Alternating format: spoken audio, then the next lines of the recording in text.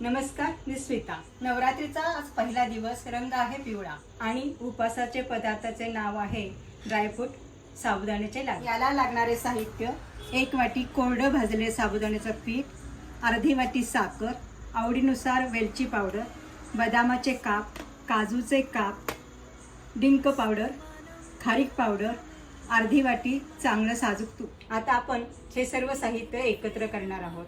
प्रथम साबुदाण्याचं पीठ घेतलेलं आहे, अर्धी वाटी पिठी साखर घेतलेली आहे, आवडीनुसार वेलची पूड, बदामाचे काप तळलेले, काजू काप तळलेले, डिंक तळून घेतलेला आहे, तो बारीक केलेला आहे, ही खारीक पावडर, लागेल तसं तूप आपण मिक्स करायचं आहे.